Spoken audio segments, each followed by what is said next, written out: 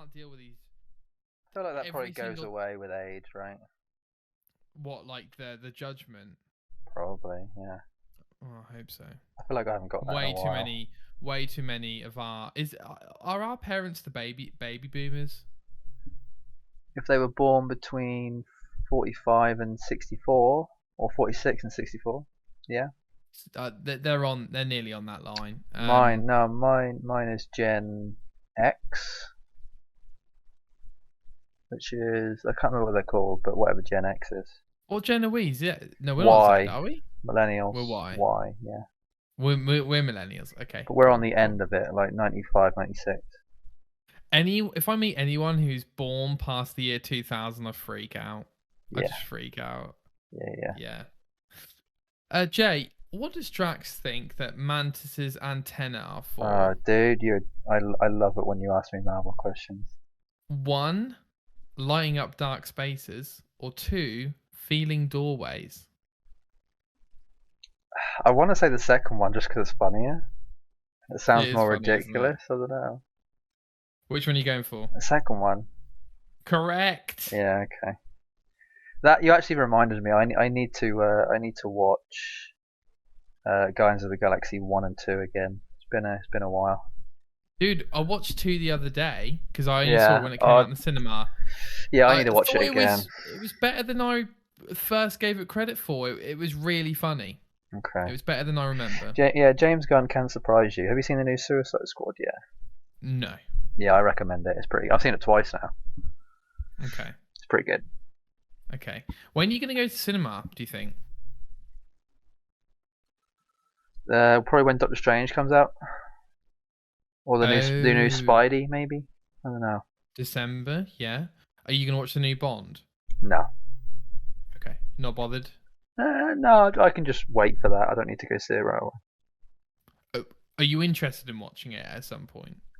Oh yeah, of course, yeah. I've seen them all. Right, okay. I've seen all the other ones, so I kind of need to a degree. Yeah. All right, Jay. Well, we've arguably got a bigger week than last week, so I think we should probably jump right into it. Okay. So please transition. Yeah. Start the demolition of this topical edition. Oh my god, bars. Oh my god. Get the album side already. My dad's going to appreciate that. That's pretty cool. I feel like he'd appreciate it or be like, don't do that again, Nick. Yeah, one of the two. Well, we'll find out. Yeah. Well, yeah, I guess we will. Okay, Jay. Well, look, I don't know anything about your topic for this week, so please feel free to take it away. Yeah. Okay, so just read out what my topic is for me, please. Okay, your topic is NASB or NASB. NASB, okay. So NASB, or NASB, stands for Nickelodeon All-Star Brawl. Okay. Do you know what this is? Well, you mentioned it last week on the show. I did, it's yeah. Smash Brothers type thing with Nickelodeon characters. Mm-hmm. Very small dev team. I think there's only about 9 people who made this game. Wow, really small dev team. Yeah, very, very small.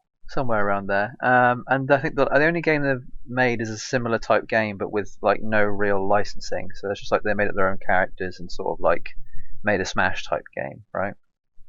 And it did fairly. I think it was called like Slap City. I think people still play it. It's just like a really like dumb. So like with no Smash game. There weren't basically. any notable characters or anything. Not really. No, they was all sort of made up and all have their own unique movesets or whatever. But now they've transitioned. They've sort of used that as like a alpha or a beta, and moved on to a more sort of like AA game.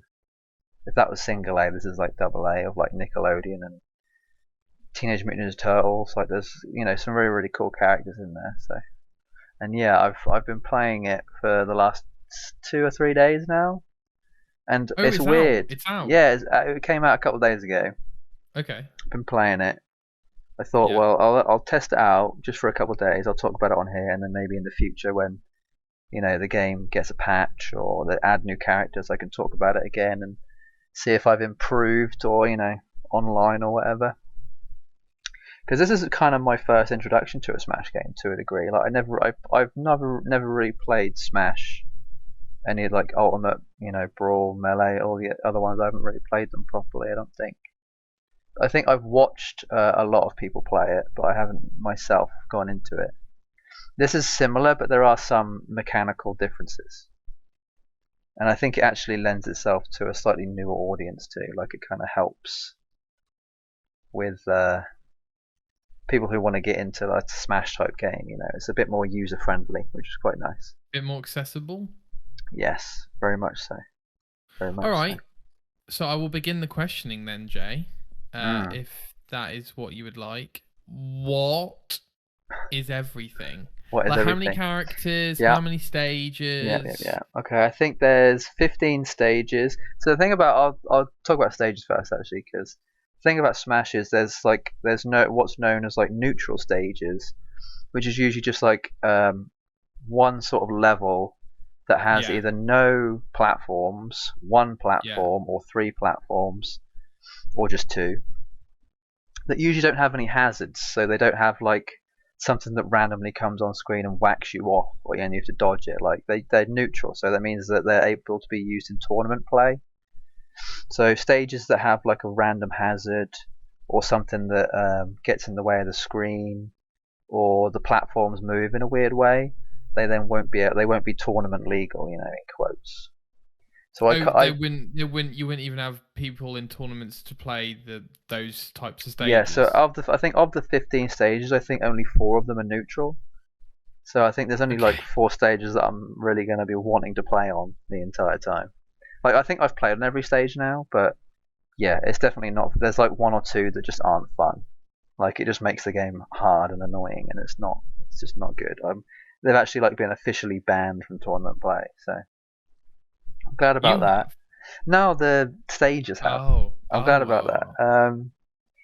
Character-wise, there's 20 characters on release, and they've confirmed that there's going to be 2 free characters that they're going to roll out over the next couple of months, I think, maybe even a couple of weeks. I don't know what they're doing initially. There's actually been like a major leak already of like potential stages and characters that are going to come. So we might already know who's coming. Like I've seen the leak, and I might already know what the final roster is going to look like. But we'll see. We've got a long way to get there. I think I know who the next character is going to be. I think the next character is going to be Garfield. Okay. Which actually really excites me because I love Garfield. So yeah, that'd be really cool. So yeah, 20 characters. Actually, I can. Is there going to be more DLC after these 3 characters? Yeah. So I think eventually, after these 2 free characters, there will be some. Like much like Smash. I think Smash has like 60 or 70 characters in it now. Whereas I think it only started with maybe like 35, maybe like 30, 36 or something. So they sort of added. Yeah, go on. I was just going to say one of the draws for the new one, I think, was that they were going to like have every character ever, wasn't it, or something? What for Smash or for Smash? As in, like, for Smash. Yeah, basically. Smash. Yeah, essentially. Yeah. So I'll read off the characters that are in Nickelodeon, and I want to see if you know any of these. Can I just quickly cut in, Jay, and just say it's so cool that this is your topic for this week? Because like I don't know many other gaming podcasts that I would listen to that would have a full-on discussion about a game. It's fairly niche, but if you're in the community, like if you're in the Smash community, or at least if you follow it, this is fairly big to you. Like you already know what's going on, but like. I'll come back to that because I want to talk about the community and how it's going to involve this. So sure. Is there any other games like this that are like copycat Smash Brothers games? There must be some out there. I'm just wondering if honestly, there are any I don't think there are any that are like worth noting necessarily. Like I say, Slap City was the only one that actually did any sort of made any sort of mark, and it was made by the same people. So okay, all right, cool. Not really, which I'm kind of glad about because I think this has the potential to be pretty big. Did you play Slap City? No, I only actually found out about it about a week ago because I looked up the devs and was like, oh, they made a previous game that's basically the same, just worse graphics and all this kind of stuff. They sort of developed over time. So I'll list off the obvious ones and I'll get to the harder ones and see if you know who they are. So okay, SpongeBob. Yep. Fairly obvious. No SpongeBob. Are they still making that, by the way? Do you know? Yeah, I think they've got like a spin-off thing. I know they've got Patrick Star's show. I didn't know that. Yeah, wow. That came out maybe 2020, I think. It might have even been started this year. They'd started it, something like that. And I think they've got like maybe like a baby version of SpongeBob or something. Oh, okay. I don't know. I haven't seen it, so we'll see. That makes sense. Sandy from SpongeBob. Yeah. And then Patrick is in there as well. So there's three from SpongeBob. You could do like every character out of SpongeBob, to be fair. Krusty. I mean, I think the part of the leak or like part of the speculation is that Squidward has to be in there. You can't have Patrick, Sandy, and SpongeBob and not have Squidward. Like, yeah. If they have, I'm playing the hell out of Squidward. As if he comes out, I'm 100% playing him. Okay. Okay, so they have 3 from SpongeBob. Strangely, they have Leonardo from TMNT. Okay, yeah. And they have Michelangelo from TMNT. I wouldn't be able to tell you those colours, but I know they're mute. Have a guess. So Leonardo. He's the red. I'm genuinely surprised you don't know. This is like the basics of like geekdom, nerddom. Come on. I got it. One of them's blue. Yeah. There isn't a green one, is there? No, because that would probably blend in with their skin because they're turtles. I was going to say. I know that orange is Mikey. Yes, I know thank God. And Raphael, or Raffaello, or whatever his name is. Raphael, yeah. Okay. So, one of them's blue. Yeah. You bet you couldn't even tell me the other one's... The other one's purple. Yeah, but I bet you couldn't tell me what the other one's name is. Wait, no, you just said him, right? You just said him. No, I said Leonardo, and I said Michelangelo or Mikey. So they're the two that are in this game, but they don't have Raphael or Donatello. Yes, Donatello is my favourite, which I'm waiting for him. So hopefully they'll bring out. He's purple. Okay. He has a bow star. He sounds so angry. He's purple, you idiot. Obviously. Okay, yeah. So hopefully they'll bring out Raph and Don eventually. Yeah, you can't not have all 4, can you? So they've got Did they bring out the Rat Master or whatever his name is? Oh, what Splinter? Yeah. Yeah. So my hope for the end roster is to have Leo, Mikey, Raph, Don, Splinter, Shredder, which is the bad guy. Yeah. And then hopefully, I forgot the name of the guy who's got the mask, the hockey mask. It's like right on the tip of my tongue. But yeah, whoever that guy is. That'd be fun. But they've strangely got another character from TMNT. Any guesses? Female character? The main girl that's with him? Yeah, April O'Neil is in there. Megan Fox. Yeah, Megan Fox character. April O'Neil. Oh, it'd be cool if they had Rocksteady and the other one as well. Which I think they're going to have. That was like part of the leak, was like potentially Rocksteady. Are they the villains out of the second film? Yeah, so yeah, they're the crocodile and the rhino, I think. Yeah. I think that's what they are. Have you seen the films? Yeah, I actually really like them. Okay. Like, they didn't do very well, but I actually really liked them.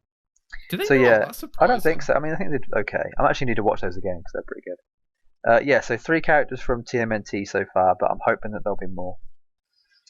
This one you might like. They've got Aang from Avatar, the main character. Oh, mate. I was literally thinking of blue people for a good 5 seconds. Yeah, I know you were. Avatar: The Last Airbender. Yeah, sure. They've also got Aang the main character. He's the main. Yeah, he's the Avatar. Okay. You've then got Korra from Avatar, but I know her. From it's sort of her from. Game. Oh, okay. You sure? But see, she also had her own series as well. I think The Legend of Korra from 2012. Which was basically what they did after Avatar. Like, she became the Avatar and she learned all the same sort of stuff. So yeah, she's in there as well. And then Toph. Do you know who Toph is? No. She's the blind earthbender from the show. Okay. So they have 3 characters from Avatar, Last Airbender. So do you have a specific fandom for Nickelodeon? No, I mean, I feel over like something like Cartoon Network or Disney, say. I guess not. I think it's more just that, it's kind of like a nostalgia kids thing, right? People grew up watching Nickelodeon or Nicktoons or whatever they call it now. Sure. It would be cool if they did. What? Go on. Oh, go on. But you don't have like necessarily like a deep, specific love for Nickelodeon over some other kids thing. Oh, well, there's some shows on Nickelodeon that I think are the same as like Cartoon Network, like Dexter's Laboratory on Cartoon Network. Like, I'd have a similar thing, but with other shows from Nickelodeon. Sure. So yeah, Toph, Korra, and Avatar, or Aang from Avatar. That's those three. Let's see who I can mention next. They have Powdered Toast Man. Okay. For the life of me, I can't remember exactly what he's from, but he is from like a show. I think he might have actually had his own show, like that was like taken like cancelled or something. But basically, he's like a really buff, like Superman-looking like torso and legs, but he's just like got 2 bread slices of toast as a head with a face, and he like sprinkles powdered toast. And he's like super righteous and like Superman, and you know, kind of like I'm powdered toast man, like that kind of thing. It's like really ridiculous. He's like a bit of a meme character. He's actually kind of good, but yeah. So he's in there. That shut up, Jamie. What? Yeah, exactly. Oh wow. He's in there. Danny Phantom. You heard of Danny Phantom? That rings a bell. Yeah, so I think I just missed out on Danny Phantom. Danny Phantom came after I finished watching Nickelodeon. So I think that's in there for more of like the more recent viewers of Nickelodeon. Okay. Lincoln Loud. Doesn't ring a bell. Again, another one that's similar to Danny Phantom. It sort of came later on. I think that might have been like 2015 or something. And then they've also got Lucy Loud, which is like his sister, essentially. So they've got those 2 characters from that. Invader Zim, I think is his name. That rings a bell. Yeah, he's an old character, but I never really watched that when I was younger, so I don't really relate to it too much. I think he's on his own. Oblina. Do you know who Oblina is? No, there was a show back in the day, I think, called Monsters and Something, where it was like a bunch. You might. I think it might have actually been that Blue. Do you remember Blue, the character Blue, who was like a sort of like a home for. Yeah.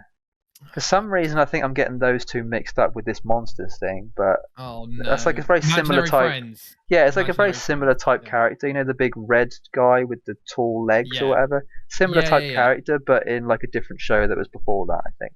Got it, yeah. Like a really creepy looking thing. That like some shows you ended up watching more than others, but mainly probably because of like timing in the day rather than anything else. Like, yeah, that's me and my part brother of it, watched a lot of Foster's Home for Imaginary Friends, but only because it was probably on a lot. You know what I mean? Yeah, it was usually like whatever was on after school, right?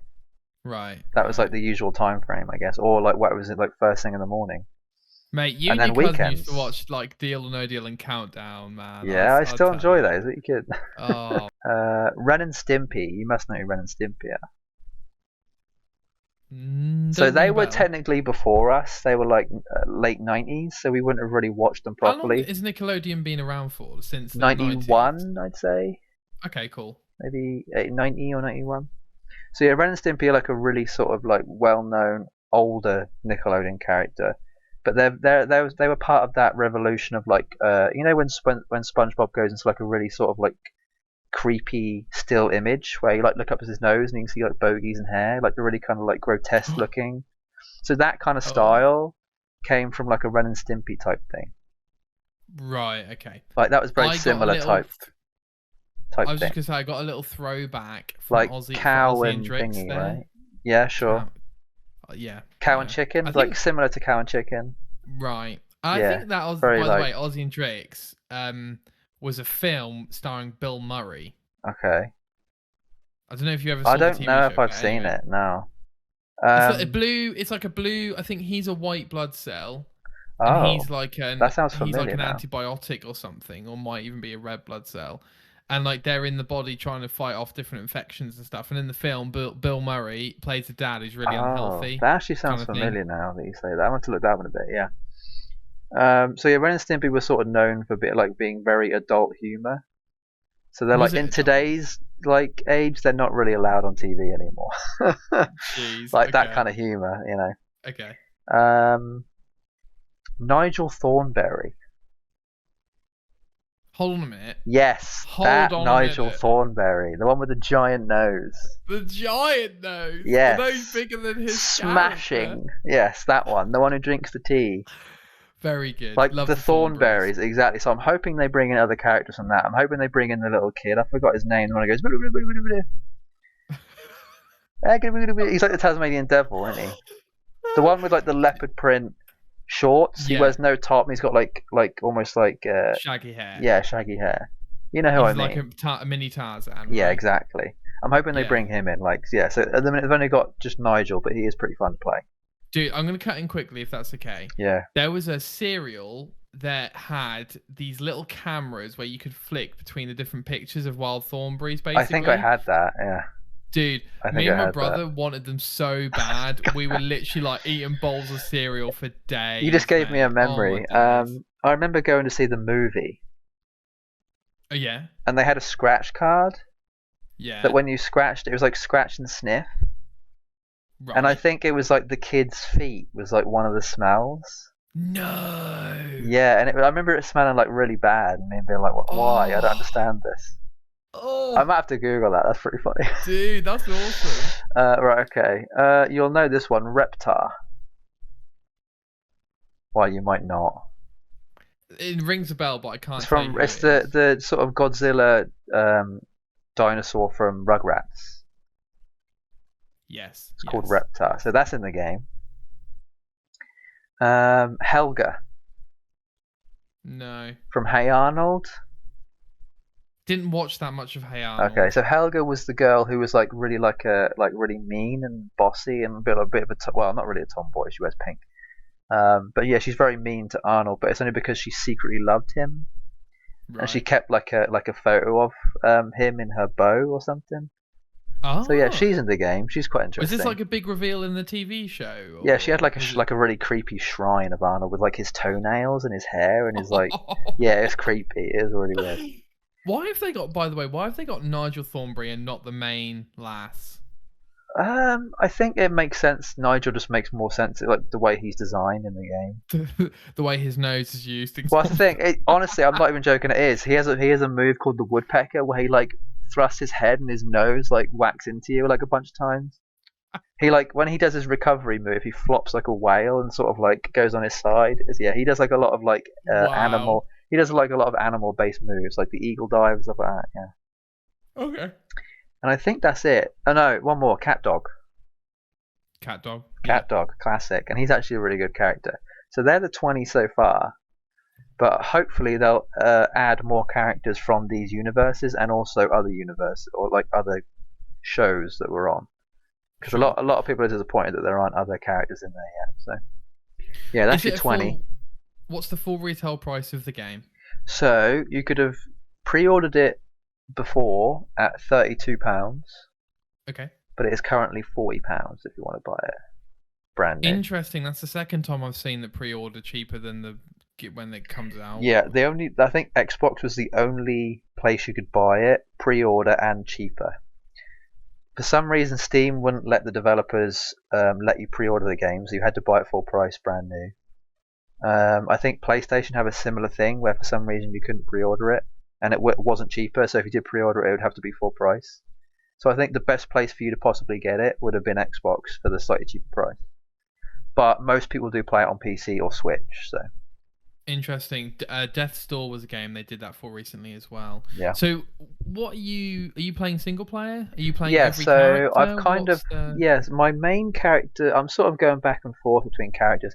This is going to sound strange, but for the first 2 days, I actually kind of regretted buying it. I was kind of like, I don't know if I'm going to get good enough at this for me to warrant me to keep playing it. What drew you to buy it? It was sort of so I watch a lot of Maximilian Dude, who you know. Yeah. And he's obviously fairly heavily involved in the fighting game community. Does he play Smash Bros as well? Well, I think he does play Smash. So like part of his thing is that he checks out other games that are similar. And he really likes the sort of Ren and Stimpy old sort of 90s Nickelodeon, so he was looking forward to like older characters. So he sort of saw that and went, "Oh, I'll stick on this, and I can make content off of it, reveal characters and stuff, and I can do content around this." So that initially got me hyped up. But then I'd say a couple of years ago, I started watching streamers and pro players from the Smash community and like tournaments, and I sort of got a bit more excited about watching it. So I follow a lot of people who play Smash or like pro players and stuff, and they had been sort of rolling out content to do with the game and sort of hyping it up. And I think even a couple of them got paid by the devs to like advertise their game and get the game a week early so they could play it and have a tournament. There's currently a tournament going on for like $100,000 or something. So yeah, it was kind of the hype around it kind of got me involved. I was like, maybe I should actually just give this a go. You know, it's not like that expensive, not really, and I'll just, you know, I don't know. I just felt like I needed to give it a bit of a risk. Yeah, see how it went. And yeah, the first 2 days were rough, man. I was like, I don't know if this was good or not. Like the game feels a little bit like frame droppy. I can't like get a combo off. Like I keep getting hit. I can't like do it properly or whatever. Which I still think may be the case now with like online. But for some reason, I played it a little while ago, and the game seems to have like changed. Like the frames seem to be slightly better, and I can actually like get my moves off slightly easier. Like I think it might have been. I've literally been watching like tournaments and games for the last 2 days of people playing the game, and I think something like clicked in my head where I've like started to like do moves in the game that actually like is how you're supposed to play the game. Because I've never really like played a Smash game, so I don't really know what the movement's supposed to be, like what move you're supposed to hit when. So I think because I've sort of like soaked up so much Smash and this game over the last couple of days or weeks or whatever, I've sort of like it's starting to like click a bit more now. So I think I'm actually kind of glad that I have it now. Whereas you know, initially I was kind of like, oh, this might have been a bad idea. bit of a learning curve, but we got there in the end. Yeah, it sounds like you have very much lived the modern gamer experience of, you know, buy something day one or something similar to that effect. I hate doing it. It's hard. It slowly gets better. And yeah. It sounds like there is a difficulty curve here. Oh, majorly. There was an interview with the devs with one of the pro players, and part of the questioning sort of ended up with them saying like the game as it is right now is definitely not how we want it to be. It's fairly rough. But a lot of devs do that on purpose so that people can break the game so they can mend it better. Like, because once you know you've broken something, it's then a lot easier to then fix that issue rather than just sort of sending it out there and fixing things without really knowing what the issue is. So they were kind of hoping that people like pro players would like find infinites, you know, combos that need to be patched out, like balancing of characters, because there's definitely like I'd say it's actually fairly well rounded as like a tier list. I'd say there's 3 characters that stand out as the best characters, and then there's a lot in the middle, and then there's only 1 or 2 characters who are like not that good. So it's actually pretty fair at the minute. So I don't think there actually needs to be much balancing. But yeah, I think over time this game will get some pretty nice patches, and it'll play a lot better than it does right now. I mean, it's still pretty amazing for this like that level of development. It's kind of like amazing. I think a big thing that you can tell why it feels so basic is there's like no voices for the characters. So there's no like when there's like a move, there's no like SpongeBob noise, or there's no like Sandy noise. There's like it's just nothing. It's just like a whoom or like a whack. There's no voiceover so you don't even get, work. Like grunts and stuff. Like a little bit, but not really. Okay. So that it just kind of sounds like all you hear is the music and the whacking noise of a weapon or whatever. There's no sort of like classic Nigel Thornberry, you know, quote or whatever. Which I'm kind of like, they did mention that they might do that, but I think it was something to do with the amount of money they had, the budget or whatever. So the budget just wasn't there, so that they'll get around to that. You know, I'm kind of hoping to stick with this game for a couple of years and see where it ends up. Wow. Yeah, I'm hoping. You know, but I mean, there could be a bunch of stuff. I mean, there's gonna, you know, Back 4 Blood comes out next week. I mean, Guardians at the end of the month. Like, I'm going to be, you know, playing those a hell of a lot more than I'm playing this. So. Yeah, sure, but this is, I guess, like you said, this is one to stick with. Isn't Hopefully, yeah. I mean, I have a feeling that the game's actually sold fairly well. I think most of the reveal trailers have like well over 100,000. I think between 100,000 and 500,000 views on them. So if you know, even if only 10% of those views actually bought the game, that's still fairly good amount to like keep it going, at least for now. So we'll see how long the hype lasts for. Yeah, and even my very limited YouTube search did come up a couple of times. Like I think the reviews came up and they seem to strike a chord. I didn't even see what the IGN review was actually. I'm curious to know what the I couldn't tell you.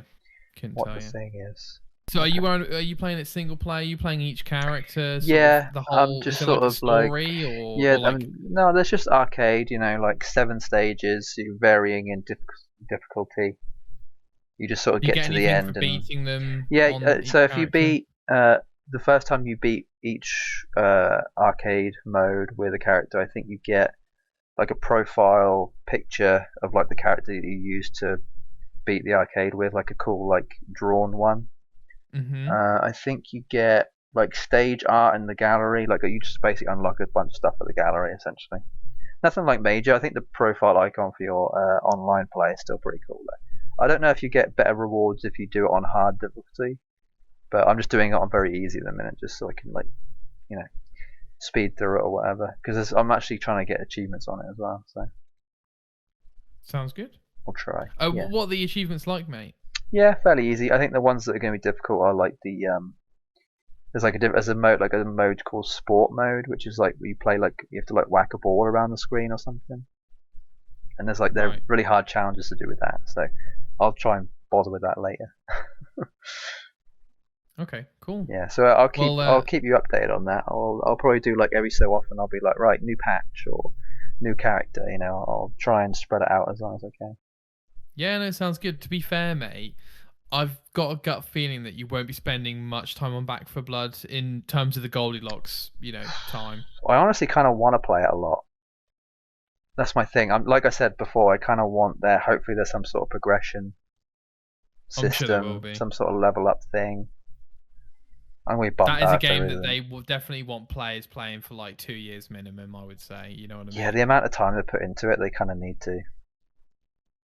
Yeah, I know this team made Evolve, which I really liked, and I think they definitely need to change their model from what they did with Evolve. If they had the model of today's most multiplayer games and they did the battle pass and that kind of stuff, I think Evolve probably would have lasted at least another year minimum. So I'm hoping that the model is just better on this one. By the way, Joe, I meant to ask, did they downsize the team or anything after Evolve? Because I know it wasn't a massive commercial hit, because I'm looking at the graphics and gameplay, and it's like they've been working on this game for quite a few years, and it's not looking like a particularly, I'm not saying it should be realistic looking, but it isn't. It's looking like Xbox One generation to me. Really? Yeah. No, I'd say this is definitely next gen. Graphic wise, right. I'll eat my words when it comes out. Yeah. We'll see. I mean, I could be totally wrong. Compared to Evolve, I mean, Evolve was like pretty ahead of its time for Xbox One. Yeah, absolutely. Yeah, like that game still holds up. So. Have they announced a battle pass or season pass for Back for Blood? I'll have to look more into it. I don't know. I doubt it. Okay. But I'm hoping that they'll come out and they'll just be like a normal progression. I remember when I played the beta, I think there was something to do with you could unlock certain cards or whatever over certain levels, but I'm hoping that there'll be other stuff like icons or skins or whatever it might be, something that just makes me want to keep playing it more. And then the Nickelodeon Brawl, have they announced any sort of paid DLC or anything for it? No paid, but just the free stuff, and then I think eventually they're going to come to all the paid stuff, yeah. Okay. Hopefully it won't cost that much. It'll be like, I don't know, like £3 a character, or maybe they'll do a battle pass or something, or not a battle pass, like a season pass or something. Like, sounds good. Year 1 type thing, or like pack 1, character pack 1, character pack 2, stuff like that. Yeah, we'll see how. Honestly, I want to know what the sales are for the first week. So once I have that information, I'll get back to you on that, and we'll see if that amount of money can hopefully mean that they can afford to keep making the game and adding on to it. So yeah, sounds good, mate. Thanks for sharing. All good. Yeah. Okay. So, you've got an interlude, Jay. I do. Would you like me to read it out? Yeah, remind me. Okay. It says, or questions, would you play MMOs if they came out day one on console and the subscription was included in Game Pass? Game Pass? Game Pass? Or PS Plus? Yeah, this is just more of like a quick question type thing. I just like, I've been thinking about it a lot, maybe since ESO, that was called Elder Scrolls Online. I remember that coming out. I think you have to pay for the game, but it's not subscription based, right? From what I remember. I think it was, but it's not anymore. Yeah, so I think that was my other question too. Like, it kind of falls into the bracket of like Fallout 76 as well. Like, if there was an initial cost for the game, but you didn't need to pay subscription, for MMOs on console, as well as potentially having to pay subscription, but it was potentially included in Game Pass or PS Plus, or maybe it wasn't and it wasn't that expensive, would you be more likely to play MMOs on console? Because I feel like I'm kind of having a bit of FOMO with some of these MMOs. Like New World. Yeah, the New World's out right now, and I'm like, man, like I would heavily play that game. Yeah. I think. Like I already feel like dude. most it's not people. Subscription. Yeah, exactly. But I don't think my laptop can handle it. That's the thing. I don't want to risk it. I don't want to just buy it and be like, oh no, laptop can't handle it. Sure. You know, I'd rather like know that at least a console's going to attack it at some point. You know. So I think if New World came out on Xbox, I'd be playing it right now, 100%. I don't know how you feel on MMOs. You know, whether you actually care or not. Yeah, I'll keep it succinct as I can, mate. Sure. I would be more interested in playing an MMO if it was on Game Pass. ESO, I think, is on Game Pass, actually. Yeah, that's true. I wouldn't necessarily play it day one because I think MMOs are particularly more broken than a console game from day one. Yeah, most of the time. And I do like to play even console games a few months after they're out when the patches are out, and like same with MMOs. I wouldn't necessarily want to play an MMO after its 6th year because now ESO for me is too deep to get into. Yeah, me too. I'm not going to touch that thing. But 100% would more likely try it on console because I haven't got a $2,000 PC at the end of the day. Like I probably could play WoW on this laptop, but man, it would struggle. Yeah. So in answer to your question, mate, yes. Cool. But with those caveats. Yeah, I'm trying to think. Like, I think the downside to the developers of these games having to also put them on console is the amount of time it would take, right? Like, I'm guessing there'd be a lot more. There'd have to be more budget for that type of thing, and the development would probably be a lot worse off for it. Obviously, depending on if they delayed it or if they deliberately, didn't release the game until much later anyway.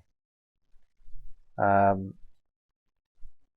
yeah, I wonder if they're like missing out on like a whole market of people who can't afford a really nice PC, but who already own a console, and like I'm just sat here waiting, Like I'm one of those people. Like I'm 100%. If New World had come out on like an Xbox exclusive or like a PlayStation exclusive, I'd 100% go for that. And even if there was a subscription that was, I don't know, it'd have to be pretty low. I mean, most subscriptions are like the equivalent of like a Netflix thing, right? They're either like £10 or £15 a month. I feel like I can't really warrant that. I feel like if it was like similar to, I mean, even if, I don't know, I really don't know what the price point would have to be for me to warrant a subscription. It's really hard. Dude, I think, look, okay, first of all, I think £2 to £3, £2 to £4 max on a subscription. Like a month? A bit, like a RuneScape, yeah, 100%. And I think a one-off cost isn't out of the question because New World's done I'd much rather it would just be the one-off cost with no subscription. Definitely, that's so much easier. Because you're then at least, like imagine that it was a £10 a month subscription and most players only really do for that 1 month. If you then have to pay 30 or 40 quid or even 60 quid for the one-off thing, you're guaranteed 6 months worth of subscription then and there, right? But whether they take the gamble of, everyone's going to stay longer than 6 months, I don't think that's going to happen. I think most people are going to be on month to 3 months max. So if you just get that, I mean, technically Avengers did it with their game, right? Because that could have been, that was like an £80 game or whatever. Like a 60, 70, £80 game. Yeah. But that game could have been more of like a, subscription based thing, I guess. I don't know. To me, it just like paying that one off. I think there was I can't remember what it was. It was like it's because of like all the free DLC. I think that's what the thing was. That's what I'm trying to compare it to. I think the initial thing was it was going to come out as a £50 or a £60 game, and then you were going to have to pay for extra content. But they said, right, if you pay this extra £10 that we're like the 70 quid, 80 quid, whatever it was, we'll then give you all the content for free that comes out over the next year or two. Oh, so you're basically paying for the DLC. Slightly above retail. Yeah, I think it was. Yeah, I think it was like right. For the base, I think it was 70, and I think for the special it was like either 80 or 90. How interesting. Yeah, exactly. So they basically said, look, you can have the game, but you can't have to pay for the DLC ahead of time without calling it that, which I thought was quite interesting. So similar things there, but Yeah, definitely, mate. I hear you loud and clear. If WoW was I on feel like my I'm missing Xbox, out. I'd be playing it. Yeah, I want A to play New couple of World so things. bad. I feel you, man. I think there is definitely less MMOs on console, and that should probably be sorted moving forward. Mm-hmm. Few games I think you could check out if you wanted to. I know Neverwinter is a bit like ESO. Yeah, I've played that. That's on console, isn't it? Yeah. Yeah. I've played that. Yeah, that was okay. You've obviously got ESO, and then the other thing would be maybe to check out Final Fantasy 14 on PS5. That's subscription though, isn't it? I think so. Yeah, that's the thing that makes me not want to get it is the subscription thing. It is 14 that's on PS5, isn't it? Yeah. What about would you have the mindset of like, okay, I'm gonna pay for 3 months and I'm gonna play this like mad, and then just stop paying? I can never really get it down to that much of a time frame, right? When I play a game, I don't know how long I'm gonna be playing it for when I start it. Like with Nickelodeon, like I know I'm hoping to play this sparingly, I guess, over the next year or two. But I don't know how long I'll be playing it before I move on to the next thing. I technically do now. Technically, I'm going to be playing it until the 12th, until Back 4 Blood comes out, and then maybe I don't know how long I'm going to be playing Back 4 Blood for. I play it for a day, I play it for a week, I play it for a month. But I'd be playing that instead of Guardians. It just depends on how good it is or whatever. So I don't think I can ever really truly know how long you're going to play a game for. I mean, you'd have to really like have a lot of willpower, I guess, to a degree, right? You'd have to really know that's what you were going to do. That's what you wanted to play that game for years, almost. Yeah, you'd have to be so hardcore and knowing that you'd probably be playing it. Like you'd have to probably have already come from something like WoW or like a Guild Wars or something. You'd have to be like a pretty hardcore PC player at that point. Sure. I don't know. The only thing that's making me want to play Final Fantasy 14 is the fact that it's Final Fantasy. But I feel like I don't know. I think the story's quite good apparently as well. I don't know if it's too late. Like it's been out for like what 4 or 5 years, maybe longer at this point. Oh, dude, longer than that, I think. Yeah. Yeah, exactly. I feel like it's gonna go at any moment, but apparently it's got more players than it's ever had. So, it seems to be getting a lot of players from dropping off from WoW. Currently. Yeah, no, that's definitely what it was. Asmongold was like the main person to do it, and everyone followed his lead. So. Yeah, it's an interesting space. Totally see you that. You referred me to that MMO video, didn't you? They've become more of the same. I'm sure you did. Yeah, probably. Yeah. Okay. All right, Jay. So, would you like me to start with your stories or my stories? You can start with yours if you want. Yeah. Okay. So, first up from me, not as many news stories this week, by the way. So, nobody be alarmed. I feel like last week was too many, so we'll try and keep it a bit more concise. Oh, fair enough. I mean, you do you, mate. You do you. Yeah, I think 3 each is like actually a pretty good number.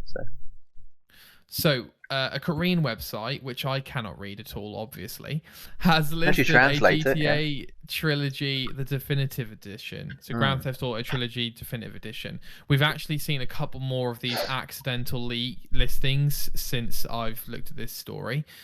This comes from... Well, no, it's already listed on Korea, so yeah, the main outlets report on it, obviously. Wasn't this already like, didn't we already know about this as this was coming?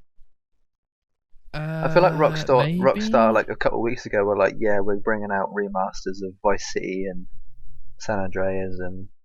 So I don't know. I thought the leak was that they had put them in development to bundle with the new GTA 5 port. Okay. Then it became its own thing. I can't remember. Maybe it was a leak and I just mixed it up with like official announcement. I don't know.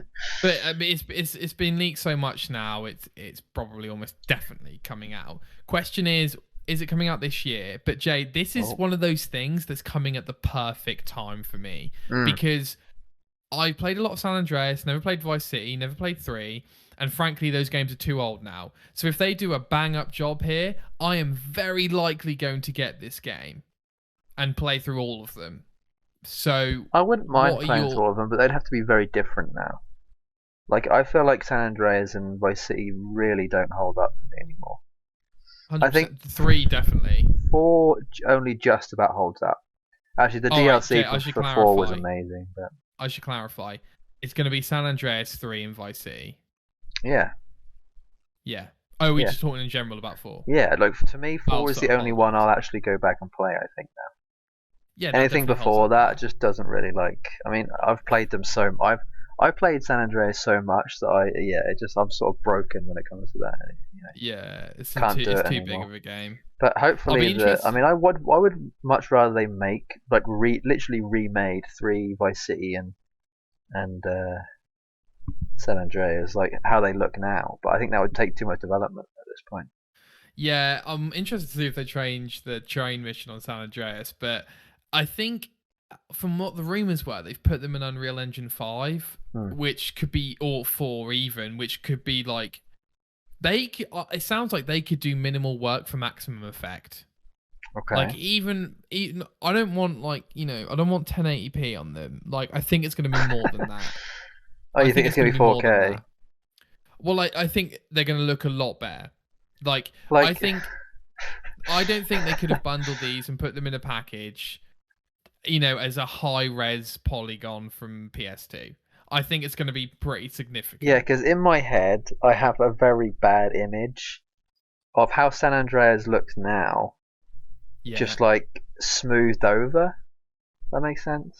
I think it'll be more than that, personally. Yeah, I mean, I hope it is like fully like detailed and like basically how GTA 5 looks.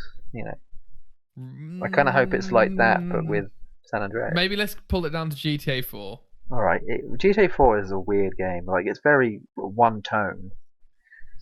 Oh, I just mean, it's very grey. Yeah, sure. Put it like this, Jay. If it's the smoothed over what you're talking about, I ain't buying it. Yeah, I don't know. It would have to really impress me for me to warrant getting it. Yeah. And I don't know if they'd have an online for it either. I think that'd be asking too much. Nah, I don't think so. I don't think so. They'd probably just include it with what they've already got. Rockstar's looking at, redoing some old games. That's well, I suppose they are porting GTA 5. Well, the fact that Rockstar only bring out a good game every basically a decade at this point. 5 years, yeah, 5+ years, yeah. Like it just takes forever. Yeah, it does. Like when did Red Dead came out? What 2018? Yeah, so we're 3 years in front of that now. So what, we've got 2 years until GTA 6, or is it going to be a lot longer? 3 minimum. You got to think, right? Because GTA 5 came out what, 2012, 2013? 2013. Yeah, so that's 8 years now. Yeah. So I reckon on the 10-year anniversary of it, they'll bring out 6. There is an argument to say why make 6 when 5's still selling so well. That is so true. 5 it's making them so much money. It's unbelievable. I can't believe people are still playing it. Honestly, I reckon they probably already have like an alpha for 6, and they're just waiting to go to beta till like when 5 runs out. Basically, they're like, God, we thought this game was going to run out ages ago. They're just like, okay, rolling. Next up, Jay. Next up, GamesIndustry.biz reporting on some Phil Spencer quotes that might interest you. He had an interview with The Wrap, and he's talking about console shortages possibly going until 2034. I'm joking. Excuse me? What did you 2022. Say? I'm joking. I mean, I don't really care, and neither should you, because we already have them. But for other people, we should feel for our fellow brethren and sistren wow. who haven't got one yet. Sure. So, quote on the GamesIndustry.biz article, when I think about it, what does it mean to get the parts necessary to build a console today and then get it to the markets where the demand is? There are multiple kind of pinch points in that process. And I think regretfully it's going to be with us for months and months, definitely through the end of this calendar year and into the next calendar year. End quote. So this is disappointing news, Jay, but I just want to bring it up because it's sad, really. Okay, what's sad about it? Well, it's sad that people who want an Xbox can't get an Xbox. Yeah, it kind of almost seems to me like 2020 was the wrong year to release them, or was it the right year? I'm not really sure. It sounds like they didn't have an option. The other one was bolting out the stable. They had to bolt out the stable. I guess so. Yeah, it was kind of like a chicken, right? Who was gonna go first? Exactly. I guess, yeah. I mean, either that or that 2020 was just like, and 2021 was like the release of what they could get out there, and then the rest of the time was just hopefully where they make them the next end of the money or whatever. I'm not really sure. I'm super interested though when supply catches up with demand, how quickly they're going to sell, because they're going to be selling like millions of units in months instead of years. Months, you know. They're probably using that to their advantage, though. You know, yeah, I mean, they probably have calculated a lot of this stuff since since finding out everything that's happened. So 100%. Okay, last from me, mate. Reported by Games Radar. Didn't realise this, but EA has gone back on their next-gen upgrade plans for Battlefield 2042.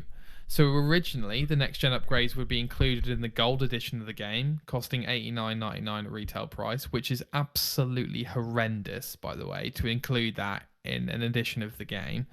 But now players will receive them for free on your PlayStation, your Xboxes. They haven't announced, however, how this will work for those who purchase the physical editions. Gentle advice for those purchasing physical: don't buy physical. Yeah. But jokes aside, I thought this was really bad, Jay, because if you're going to charge for next gen, at least do what some of the PlayStation stuff is doing and do it at like 5-10 quid if you're going to do it. But I mean, for the upgrade, for that to only cost that much, yeah, sure. But like to put it in this edition, which you probably don't want anything else in it for. I can almost guarantee that there's probably people who only bought that edition just because it was the upgrade or whatever, right? Oh, and now they've gone back on it. And now they've gone back on it, yeah. And they're like, well, you know, do they cancel it and get the other one, or do they just, you know, stick with it? And just depends on what else is in that edition, I guess. Maybe moral of the story is don't pre-order, you know. Yeah, I mean, I've pre-ordered. Although I know Guardians, Jay does, but yes.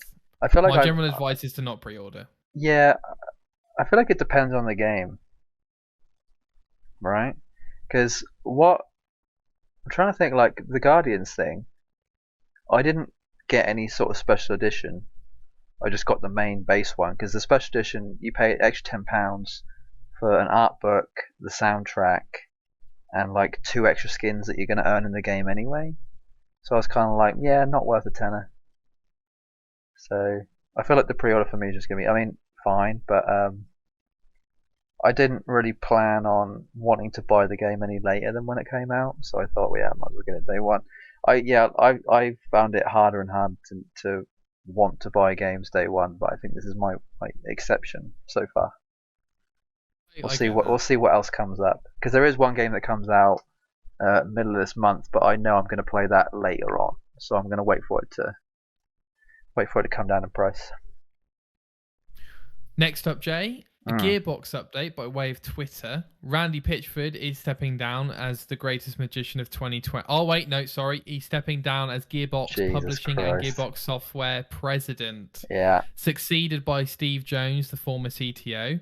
Randy will still be head of Gearbox Entertainment and Gearbox Studios. If you want to see all of these different verticals, you can go on Twitter. He's got a picture on there.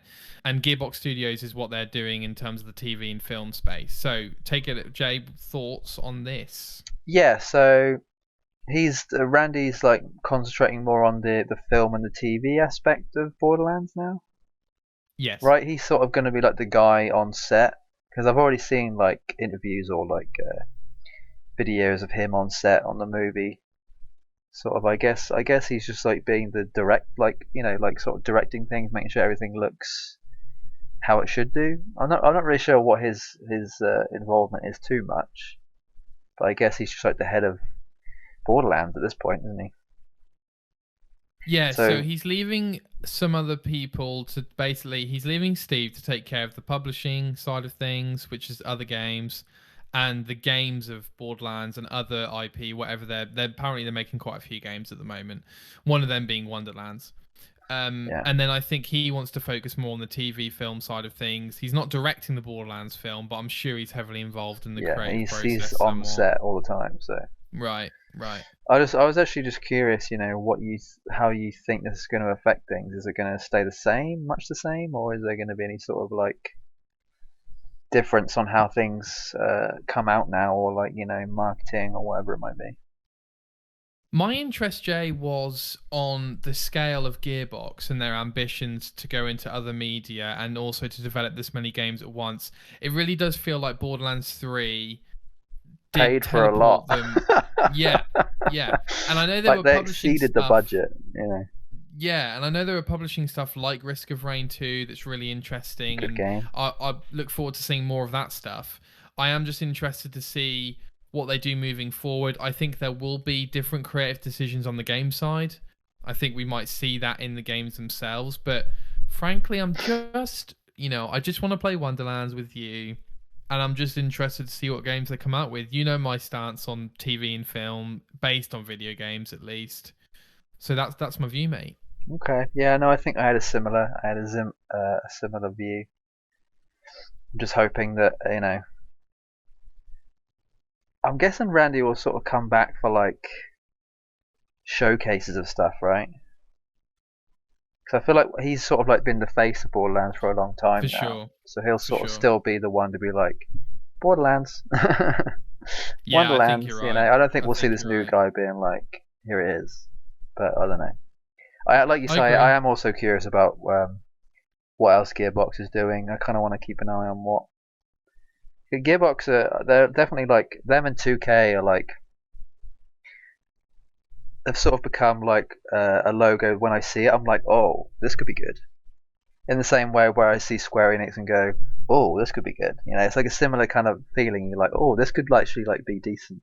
So yeah, I'm kind of glad about that. So we'll keep an eye on that and see what happens. I totally get the Square Enix thing, by the way. Yeah, whenever I see it, man, love it when that happens. Jay. Yeah. Next on, pointed out, as IGN said, by reason that the studio is currently working on a Ghostbusters game. Definitely good, but I've always had like a much obviously me and you have quite a big imagination when it comes to game design and game mechanics and how games should play or whatever. Like I have like a really awesome idea of what the Ghostbusters game should be in my head, but I still feel like it hasn't been done yet. Like they've gotten close with that one that came out years and years ago. I think it might have even been a 360 game. I can't remember now. But yeah, I feel like they can definitely do a lot more with it. So I don't know if they're going to go off of the original Ghostbusters or if they're going to do something with a more recent. Because there's obviously that new one that's coming out with Paul Rudd soon. But I kind of hope they don't do that. I'm hoping they just stick with the original series and make it, true to the original. That's my hope. I definitely think it will be I think they're good about that because the Predator game was very like to the original, right? So I'm kind of, and same with Friday the 13th. Like it's all about the original series. So I feel like them doing Ghostbusters, it would have to be about the original stuff. Like doing a new modern thing would just be strange. It'll definitely be based on like the first two films heavily. They're really good at the fan. I guess it will be a multiplayer thing, right? Because if Hunting Grounds, it'll be like here's 4 of you being Ghostbusters and 1 of you's the ghost. Probably. Oh my god, dude! Oh man, I didn't even think about that till now. This could be like really good. Yeah. This could be really good. The best Ghostbusters game ever. I'm just really into multiplayer games right now. All I want is to just be able to play with other people, which I never really used to like too much. I feel like I'm in a bit of a multiplayer mode at the minute. That's obviously going to go away fairly soon, end of August or end of October or whatever. But for Back 4 Blood, it'll be a little bit multiplayer oriented. So. Yeah, definitely. I just want battle passes, man. Like they've totally got a hold of me. I want a progression. That's all I want. I want to level up. Are you still playing Destiny 2? No. I just go on it every. All I do is I go on it every Friday to collect my exotics, and then I come off again until my legendary shards run out, which will probably be in about 3 or 4 weeks' time. I collected a lot, so I might just go back on it just for like a couple of days to farm some legendary shards. But other than that, I don't know. We'll leave it for now. I got to level 60 on the battle pass. Like that's pretty good. That's pretty good. Considering there's 100, like more than half. Yeah. And they're not easy levels. No, it's I think it's like, I don't know, is it 100,000 XP per? So 6 million XP as I got, or is that 60 million? I don't know, I can't work it out right now, but yeah. Getting there. And last up, Jay, summarised wonderfully by IGN, Joe Scrabbles. I just realised I'm reading out the authors, but anyway. Phil Spencer said that Xbox is, quote, oh no, that doesn't make sense. Apologies. That quote doesn't make sense. Okay. Basically, they're working very hard to bring new Japanese games to Xbox. Quote, we're working with Japanese publishers every single day to increase our lineup of Japanese games on Xbox. We know it's really important to fans and customers on Xbox, end quote. So I think I talked about this on a previous podcast, maybe like somewhere between 10 and 20. I think I spoke about how PlayStation and Xbox seem to be at a bit of a tussle when it comes to who's going to get the Japanese games. Like I think Xbox had gone to Japan and they were going to acquire some like Japanese game development type thing so they could get them exclusively for Xbox. I think a lot of Japanese developers were a bit sick with Sony's censorship, I guess you could say. Like they were a bit annoyed that they couldn't do certain things on Sony, whereas they probably could elsewhere. So I think, I'm hoping that because I think we've seen that a lot with Yakuza, right? That's Xbox. Yeah. Judgment. All of them are on Game Pass at the moment. Yeah, exactly. I feel like the Japanese are starting to, Japanese developers and games are starting to creep into Xbox now because they never really used to. I think the only sort of Japanese games we got were very like, single A, potentially a double A one here and there, but they like really sort of like low end JRPGs. Like they were very, very low end. So yeah, I'm hoping that Xbox has gained a bit more popularity over there, and we'll because a lot of the time we don't actually get Japanese games straight away. It's usually like some sort of port, like a year later or something. It takes a while for the games to come over to the West, but it seems like they're going to be here a bit sooner rather than later, and I'm looking forward to that. So I think I actually called it a little while ago. About in this regard. So I think 360 we actually got quite a few what would you call it? Diamonds, like not diamonds in the rough, but hidden gems. We got hidden gems. There we go. JRPGs. Yeah. We got Blue Dragon, which I think you Blue liked. Dragon, and then Eternal Sonata. Eternal Sonata. Yeah, I really enjoyed that. Jay, that was the one I was confusing with you playing a Tales game. Oh, there we go. Yeah. There we go. Well done. We got there. It only took a week or two. If you don't know what we're talking about, listen to last week's show. Yeah, exactly. Plug. So I think there's a lot of things to be optimistic about, Jay, because over the past year or couple of years since the end of Xbox One, we've seen pretty positive signs for Final Fantasy. Oh, that's true. Most of them are on Game Pass. We've also got 15 at launch, which was good. Yeah. The main thing that I'm sad about is 7 Remake still not on Xbox, so that's my concern. I'm not too fussed about that. I understand why it's only on PlayStation. Like it's Final Fantasy, it's Sony. It kind of has to stay there. I think Square Enix have probably got some sort of contract there potentially. Yeah. Because Final Fantasy 7 is their golden goose. It's the game that's going to make them all their money, or most of their money. But I was under the impression it is a timed exclusive. No, I don't think so. Okay, well we'll see. I can keep that argument up until the day I die. Technically, you know what I mean? Sure. I doubt it, we'll but see. It's I think it's a little bit late. Maybe I don't know. We'll see.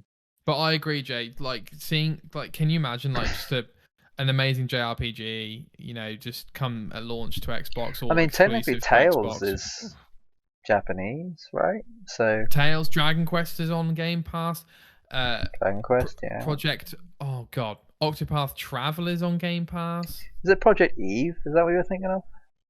No, it's called Project Octopath Traveler, and I think they just called it Octopath Traveler. I think there was that trailer for Project Eve like a week or two ago, right? That sort of new, like everyone was complaining about the character being too sexual, I guess, yeah. But it's like Japan, man. Japan, man. Cool. All right, Jay, that was the news, the fake gaming news, kind of. Yeah, so I wanted to give a quick shout out to NoClip, which do video game documentaries. So this comes from Danny Boyle, not Danny Boyle. What? Wow, that was a Freudian. God. Wow. That was odd. Wowie. Yeah, wow, indeed. So they make... What? They make. I don't know where that came I from. don't know if I've Crikey. actually watched this. I've heard of NoClip, but I don't know if I've seen any of these. I might have to look at this now. Danny O'Dwyer from GameSpot. So he did kind Right. of some video game documentary stuff back in GameSpot. That might But be where I've basically heard it before, yeah. Yeah, so he separated from them years ago now, and it's an independent company. You can support them on Patreon. I wanted to give them a shout out because they do some really amazing documentaries, and I'm going to shout out a couple now for the people at home. So this Hades documentary, they did this since they launched in early access, and it's like 6-7 parts. So seeing the full development of that over the year or so, or year and a half, has been really interesting, especially since they followed them before COVID, so even more interesting. So it's really high quality stuff. I think they even film in 4K now. Yeah, like the It's a Pandemic one there. Cool. Yeah, and some of the documentaries that really drew me to them were, they started off with Doom 2016, a game I like a lot, and then they also did Horizon Zero Dawn, one of my favorite games of the last 10 years. So there's loads of great stuff to check out, interviews, full video game documentaries. I guarantee Jay's going to check this out after the fall of Telltale Games and what happened there a little. So, yeah, quick shout out. I would highly recommend watching some of their stuff / checking out, supporting them if you would like to, if you're interested in that sort of thing. The last thing, they did a Witcher 3 documentary series. Oh my days. If you like Witcher 3, you got to watch it. Watch it. But that's it from me on the old interlude, Jay. That looks pretty good. Oh, it's great, mate. It's fantastic. Okay. What I will say, lastly, actually, is don't watch it if you haven't played it, but there is a God of War documentary made by PlayStation, which is so good. I think I've watched it twice. Okay. So, Jay, my topic for this week is a couple of games. They're not as long as last week, but they are still games. Okay. So, first one is actually DLC. So, it's Gears 5 HIVEBUSTERS, which is a campaign DLC for Gears 5. Came out of the blue. Really nice surprise. Only expecting multiplayer support for Gears 5, really. So, quite good that they added this. So, this is actually free if you've got Game Pass Ultimate. And the Ultimate Edition of Gears 5 is also free if you have Game Pass Ultimate. So, really, I think this came out last December even. Maybe it came out ages ago. But anyway, I couldn't play it because I didn't have an Xbox. So as soon as I got my Series X, this is one of the first things I played with Coops.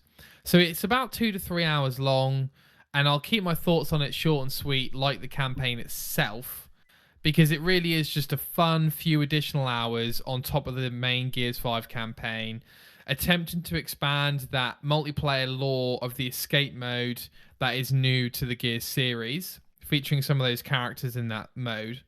And it follows the team. It very much is like an escape-like campaign where you have to blow up a nest, basically, like a couple of nests in the campaign. I think there is a few missions in there. It's not super short. It's not like, half an hour. It's a good 2 to 3 hours, and it has got collectibles and it has got upgrades for the characters in it. But it is short and sweet. It's a nice Saturday night worthy of entertainment, basically. And it does fairly well at making the characters, different in the Gears universe, some quippy marks and witty comments. I couldn't tell you any of their names. But they do a fairly good job considering it's a Gears game. But most importantly, you get more of that Gears gameplay, which is absolutely fantastic. If you haven't played Gears 5 already, I would definitely recommend, because although there are some chapters / acts in that game which try different things but don't necessarily work as well as we might hope, the game itself is definitely worth playing just for the core gameplay and the graphic fidelity. It's one of the best looking games on the market, in my opinion.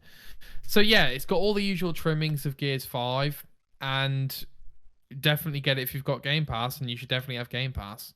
So if you like Gears 5, you will probably like HIVEBUSTERS. This podcast is basically a big advert for Game Pass at this point. How can it not be? Game Pass is just too good. It really is. It's like blown me away. So good. I'm still annoyed that games are getting taken off, though, to a degree. It is what it is. Yeah, I know. But it makes room for other ones, so you've got to do something. Exactly. Next up, Jay, is something I'm very excited about. It's ASTRO'S Playroom, which I played on PS5. Do you know what the first thing I did when I played my PS5, when I turned it on? What's that? Deleted that game. It's the first thing I did. I'm about to tell you why that is a really big mistake, Jay. You could literally, honestly, I'd bet so much money on you're not going to convince me otherwise. Okay. It's in the public domain. Take the bets, people. Come on. Take the bets. So this comes in bundled with every PS5, as Jay sort of mentioned. Free game. Okay. Made by the people who made Astrobot Rescue Mission VR game. Arguably the most, or one of the most highly critically acclaimed VR games. So despite what I originally thought about the next gen lineups, both on Xbox and PlayStation, it turned out that we really kind of had one of the worst launch lineups in history, mainly because of COVID, I would argue, but maybe not. So we had plenty of backwards compatible games to play, including some which were optimized, but we really had any next-gen exclusives, which we kind of touched on last week, Jay, being that Valhalla ended up being, I think, both of our exclusive launch title. So, yeah, exclusive launch title-ish, that we enjoyed, right? Yeah, definitely the best. Despite that, this game shocked me with how much I liked it, Jay. It's charming. Yeah. It's innovative. It's supposed to be, that's the point. It's frankly, it's over the top. I've got a new toy to play with, and look at all it can do. I feel like I know why you enjoy it. As most of you know, I'm not a fan of Nintendo, okay? But this is almost a Nintendo game. I would expect Nintendo to make this game, because this is very much a Wii Sports written all over it, but in the best way, okay, Jay? Astro's Playroom is a very short game designed to show you the features of the DualSense controller and the haptic feedback and the adaptive triggers and the controller speaker and the lights and the schmabler and the clabber, right? In essence, it's a simple 3D platformer, okay? And you control a different character in each of the areas. So you play as like a monkey climbing up different things. I think there's like some ice skating and a bouncing thing. But each of the different levels, okay, this is where it gets really cool. Okay. Each of the different levels explores the inside of PlayStation's history, literally. So in each one, you are playing a different PlayStation generation. So one of them is PS1, and you're playing through the insides of a PlayStation 1. And along the way, you will see cameos of different characters from PlayStation 1 and from probably PlayStation's like history. Tomb Raider and Cloud and... Lots and lots. Both of those, yes. Yeah. You will see loads of different characters. You will see different memorabilia of accessories for each PlayStation console. So the iToy. You'll find the iToy. I remember playing with that a lot. Dude, you'll find the PS4 Pro. You'll find the VR unit. You'll find like this memory card thing that I've never seen in my entire life for the PS1, which is absurd. It's so amazing. It's so amazing. Okay. Like, you are literally playing on the inside of a PS2. And then when you hear the noise of the launch PS2, and you literally, like, that startup screen, like, it's in the game. It's in my soul, is what it is. Dude. It's like ingrained. I hear it all the time. It's like, as soon as I think of it, I'm like, yep, I go right back to it. Dude. Nostalgia overload, yeah. I'm not going to tell you to play it, Jay, because I know my powers I'm not of persuasion reinstalling with you are that. limited. You couldn't pay me to do it. But if you are lucky enough to get a PS5, people out there in the universe, play this as your initiation. I promise you, if you have any PlayStation history, you will not regret playing through this game. I guarantee it. I'll platinum the game. Is it easy to do? Fairly easy platinum. How long did it take? Like a day, two? No, I played it over quite a few different sessions. Well, yeah, at your speed, it'd probably take you about a month. Oh, right, okay. No, I'd say a few days. I thought you were going to compare it to something like Spyro or Crash Bandicoot. That's kind of what I had in my head. It definitely has those vibes. It's no way near as big as them. Or part of no way near. No, of course it's not. like no, but it's definitely in that vein. One of the other things I did too was turn off the vibration on my controller. I made the light super dim. I turned off the speaker for the controller, and I also turned off the haptic feedback as well. Jay, don't turn off the haptic feedback. I turned it all off. No, Jay, seriously, don't turn off the haptic feedback. I've done it. Jay, I've had the PS5 for a couple of weeks. I still don't know what it feels like to have the feedback. Oh my god! I might turn it on just to see what it's like on Ghost. Why have you even got one? Because there's certain games. Who cares about haptic feedback? I don't care about it. I can't tell you how angry other PlayStation 5 owners who listen to this podcast are going to be right now. Yeah, I know. Okay? I kind of get vibration. I get the lights. My lights are on dim. I get the controller speaker, but you cannot turn off haptic feedback, Jay. I might put it on for Ghosts when I actually play it properly. If you don't, there's no point in buying the PS5 version. What do you mean? Well, everything else is the same. Yeah, except you can't play. It's not as good.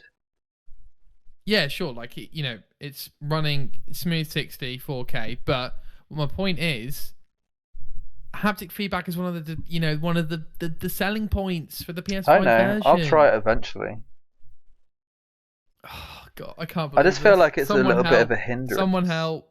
No, for me it was more of a controller battery life thing. But so yeah, fair warning. I think I already told you this, Jay, but when the PS5 says charge a controller, don't charge it. I know. I do the same thing on my Xbox. If it says low battery, I just wait until it dies. Then I plug it back in. Respectfully, Jay, if anyone listening has a PS5, please turn off haptic email feedback. Or contact us on social media and just give a friendly nudge to Jay here. No, I will. I'm not saying I'm not doing it because I don't like the idea of it. I'm doing it because I want to preserve my controller battery life, and I don't need to use it at the minute. Okay, understood. I'll do it if I actually play a game properly. Like the only game I've really played on PS5 so far is Death Stranding. How is it? Do you want to? I'll come back to it. Okay, all right, good. I'll leave it for a topic or something. Understood. All right, Jay, that's it from me. Thank you. Next up, we've got a bit of a debate. Are you ready? Are you prepared? To a degree, yeah. Please transition. Are you in? Okay. I need to get up my notes. Right, guys. So next up, we have a new. Don't know what you call it, Jay. Debate. Topic. Segment? I guess segment. Go with segment. We're gonna debate things. We're gonna argue. And we're gonna argue in front of everybody else. To the chagrin of me. Oh, bless. You'll be fine, mate. You'll be fine. I love that word. I just wanted to use that word. That was an excuse to use that word. I think that was the right context. I'm not even sure. I don't even care. It's just a good word. I think it was. Chagrin. I think it was. So, Jay, this week's debate: are video games the best form of entertainment? Yeah. Jay is yes for the notion of yes, I should say. I am arguing for the notion of no. Jay, who would you like to go first? You can go first. Okay. So, my first point, why video games aren't the best form of entertainment. Objection. They're very... Continue. Felix Wright in the flesh. Yeah. No, because they're inaccessible. Okay. Inaccessible. So for a few reasons. That's a good They take a long time to play all the way to the end. It's an expensive hobby compared to a TV, a Netflix, a Prime Video, even a movie, even going to the cinema. Very expensive. And they're extremely hard to get good at. You try playing COD for the first time and never having played a video game. Have fun with that. Okay. That's my first point, mate. That was more than 1 point. That was like 2 or 3 points. You might want to. We might want to break it down, right? So your first point was the fact that it's too expensive. They take a long time to play. They take a long time to play all the way. Okay, we'll go with long time to play. So I guess if you are, well, we'll sort of blend them together. But if you're paying that much money for a story, and you also want the experience of being able to play out that story yourself with your own movement, then you're going to want it to last a bit longer. No, I think Fair point. my general rule of thumb is £1 per hour of game played. So if a game costs you £30, you should get at least 30 hours of gameplay out of it. And if you get any more, then a bonus. Whereas a movie might cost you anywhere from 5 to 15, depending on if you're going to the cinema or just buying it outright. But it only tends to last about about an hour and a half to 3 hours, depending on obviously the length of the movie. But I guess you could argue that there is a replayability in both, right? Because you could obviously watch the movie over and over again, but you're going to get the same outcome. Versus with a game, there's always the potential, or not always, but at least sometimes the potential of there being a different outcome in so many different ways. Like there could be a different outcome in the first 10 minutes, half an hour, 60 hours. Like there could be a whole different experience each time. So I think that's probably worth the money, depending on if you're willing to pay for it. Good point. Fair point.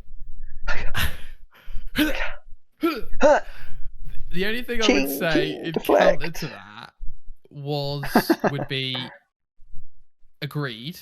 Agreed. Well, I shouldn't really be agreeing with you, but yeah, I'm probably going to agree with you on so much stuff too. Annoyingly. I guess the only thing I would say is that if you got like a Witcher 3, I think you would, and you were like a full-on adult with 2 kids. I guess it's a good comparison actually, because you can compare that to the TV show, can't you? Sure.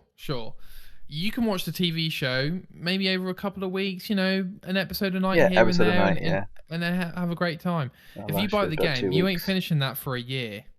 Yeah, very true. But at least you're going to get, it's almost like, I don't want to like say that, okay. You're sort of like sustaining the pleasure, I guess, right? Sure. You're sort of like keeping yourself at a steady hum versus all at once. Okay. Yep, fair enough. It just depends on what you prefer. Do you want to, have it all happen at once? Or, slightly slowly? Or just a lot slower? Why is this so sexual, Jay? I don't know. It's just... Okay, and the last point on this point was they're extremely hard to get good at online. Okay. Not accessible. For people who haven't played a video game before, let's say my partner, for instance, she would not have fun trying to get into a multiplayer game of some sort. Okay. Too hard. So, too many people, too good. My rebuttal would be, not everyone plays games to be good at them. There's definitely some games you can play that you don't need to be good at to still have fun. I think fighting games is definitely a good example here. There is a section of the fighting game community that just like to press buttons against their friends. They don't necessarily want to go to that next level of, I need to actually like learn how to play the game properly so I can beat my friend who may or may not be doing the same thing. If they are, then yeah, it's worth going to that next section. But a lot of people just want to press buttons and see the cool moves that happen. And I think it's similar with something like COD. They just want to be able to shoot the gun and get the feeling of, the sound and the feedback, as it were, of all that kind of stuff. So yeah, I don't think necessarily it's about being paying that much money or wanting to spend that much time playing a game just to get good at it, but more just so that you get the feeling while you're there. But yes, I understand what you mean. There is definitely it's either way. It's just depending on who you are and what you're looking for at the time. Very good. So I see both sides. I see both sides. I like those rebuttals a lot. So Jay, have you got a first point or points? Let's see if there's anything we haven't touched yet. Well, you're four. So I know. I'm trying to think of because a lot. I suppose to be fair, argument your way is kind of for all games as well, isn't it? So I get that. Okay, we'll do this. I have a quote here. Okay. Gaming is now the world's favorite form of entertainment, as the gaming industry generated more revenue last year than TV, movies, and music did. While other forms of entertainment are experiencing declines, TV revenue fell by 8% last year. The gaming sector's sales are increasing at an annual rate of 10.7%. So if we want to go by popularity, of why gaming is the best form of entertainment. It's kind of somewhat proven in sales and, like I say, popularity. TV seems to be on the decline, but I think that's obviously a slightly, maybe because of streaming services, but I guess you could include Game Pass as somewhat of a streaming service. Yeah. In the fact that it is, basically Netflix but for games, and I guess you could say Stadia too, but I'm not sure how popular that'd be compared to something like Game Pass. So yeah, I think if we're just going on a numbers basis, it is technically the most popular form of entertainment currently. My rebuttal would be that just because it's popular, doesn't mean it's any good. it's any good. Yeah, exactly. I knew that was coming. I was ready for that. But I will give some examples, Jay. Sure. So usual straw men that I like to hack up for people on social occasions is, the most popular films aren't typically the best. So, you go to your Transformers, you go to your... But a great argument against that is Avengers. Because Endgame is an amazing film. And it is, in my opinion, extremely popular, yeah. Like the most popular film in a while. 30 years. Yeah. Yeah. So in that respect, it can be true, but I wouldn't say that obviously something's good just because it's popular. Agreed, but disagreed at the same time. Yeah. Okay, so the other point I had, Jay, kind of is on the accessibility line again. They take ages to download unless you have really good Wi-Fi. Sure. And what I mean by that is that, yes, you've got your things like Stadia, which are a bit more instant, and PS Now, which run awfully but are instant. But the thing about it is, again, compared to TV and or films, any sort of subscription service, you're going to start watching it instantly, and there won't be hiccups. Well, I mean, I feel like if you say that the Wi-Fi is bad from downloading, then shouldn't it be bad from streaming too? So there's a difference between like bad Wi-Fi trying to download a 50 gig game or a 100 gig game, compared to like trying to watch a film, in my opinion. Okay, understood. Yeah, no, I can definitely see your point. I mean, it just depends on how much you're willing to wait for the good experience, isn't it? That's true. You have to be pretty impatient to not play games at all. You can download something ahead of time. You can leave it on during the day. There's always the low power rest mode to download it sort of in the background while you're at work. So if you start it in the morning, by the time you get home, it should be done. Depending on obviously how slow your bloody internet is. But if you've got any level of gaming equipment, you should at least have good Wi-Fi. I think that's somewhat mandatory. That's true. That is true. Fair point. But yeah, I see what you mean by accessibility. People may not be able to afford good Wi-Fi.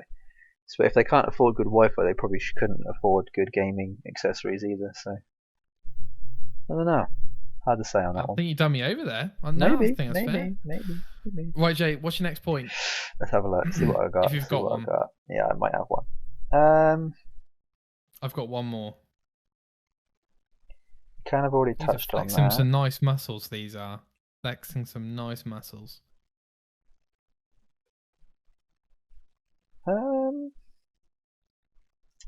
I guess I could touch up again on just like the longevity and the replayability. I think that was like one of my main ones, was just that games, again, you can play them over and over again, also depending on what kind of game they are. And it's gonna, I guess it's just more of a like, whether you're willing to spend that amount of time, right?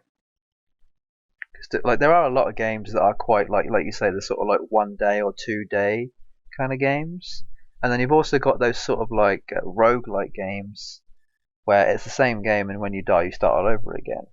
But those kind of games you can just jump in and out of, same with multiplayer games, right? So there's definitely like the longevity and the replayability of something quite fast paced versus something that's not, something that's like a really drawn out, like a Witcher 3 or like a Mass Effect.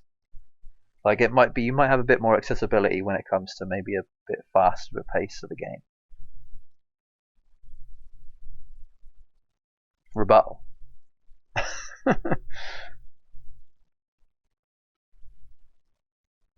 The main thing that's coming to mind is that yes, you can replay them, and I'll stay away from roguelikes. I'm thinking more of like a Mass Effect or an RPG where you can make different decisions. The only thing I would say is it's not a completely different experience, right? Sure. It's not a brand new game. It's like different, slightly. Yeah. Perhaps majorly, depending on how much the choices. Yeah, I was going to say there could be like multiple endings. Yeah. There could be like a good and bad karma system, and different things might happen depending on your answers and stuff like that. So I think that's kind of that was more my argument for maybe the single player, like Witcher type Mass Effect games, and then the roguelites and the multiplayer games would sort of speak for themselves. Sounds good to me. Yeah. Sounds good to me. Last point from me, Jay.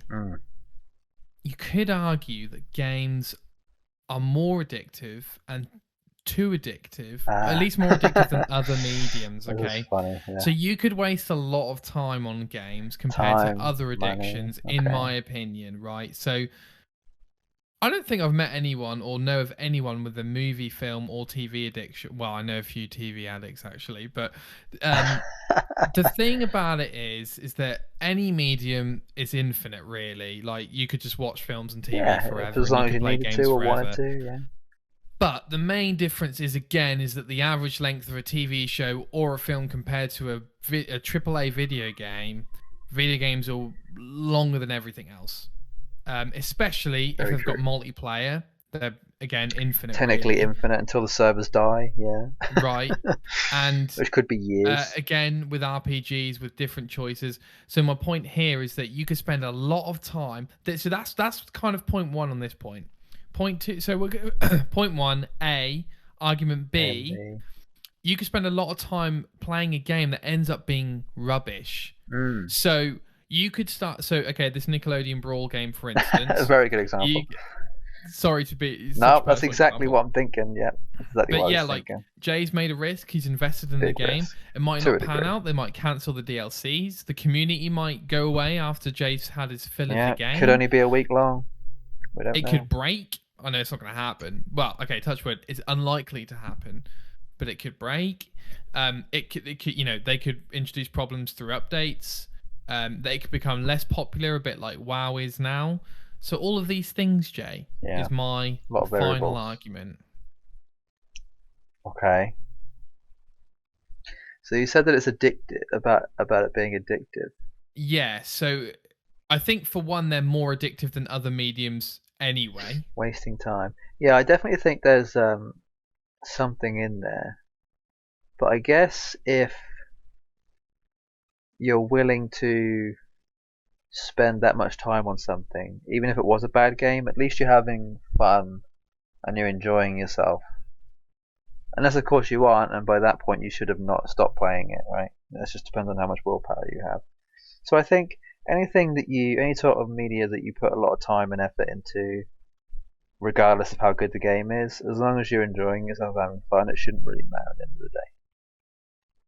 Because I mean, unless it's like getting in the way of life, you need to be able to still get on with what you need to get on with. Yeah, I think as long as it's not getting in the way of that, then have at it. Well, you've got 3 levels in my opinion. Jesus, here we go. IMO, okay. Oh, you've got God. Actually 4 really. You've got your Candy Crushers, okay. Oh no. Your phone addicts, like your Facebook users, you mean? Correct. Jesus. You've then got your casual gamers playing FIFA and COD every year. Okay. You've then got me and you. Oh, who wow. play games most days of the week. Okay, and then the last one should just be pro players. Yeah. All right, 5 levels. You've then got.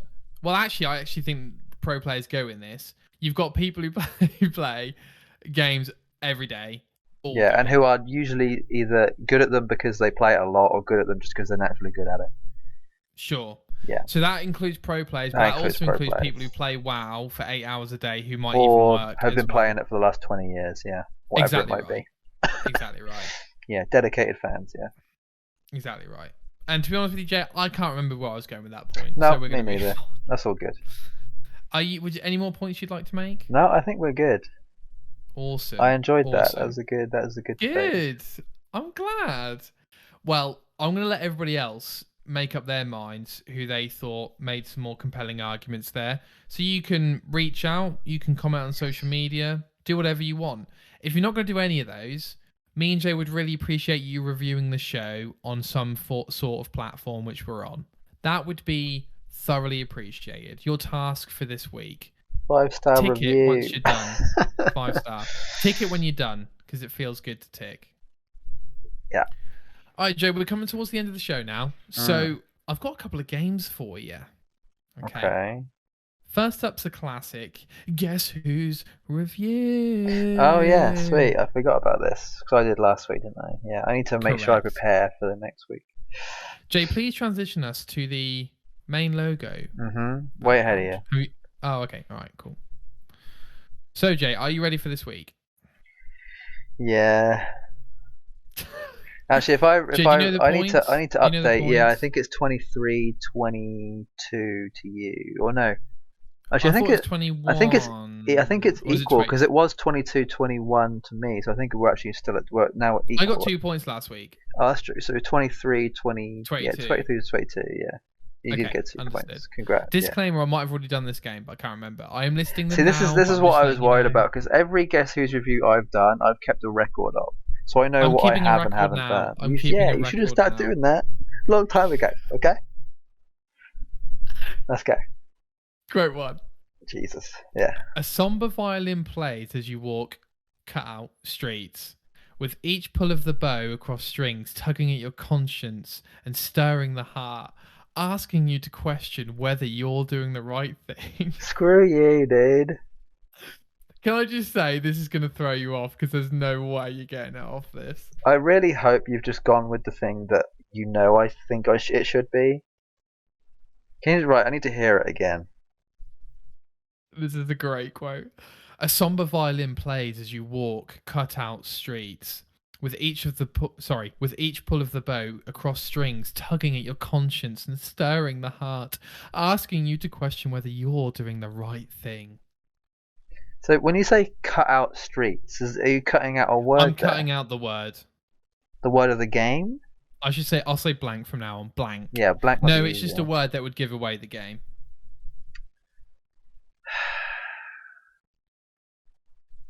I definitely don't have a good enough guess, but I'm going to say this just because I don't know if you've already done it or not. I think, okay, so my first guess is vampire. Okay. Is that correct or no? That is not correct. Damn it. Good guess, though. Am I close? No, but good guess. Damn good guess.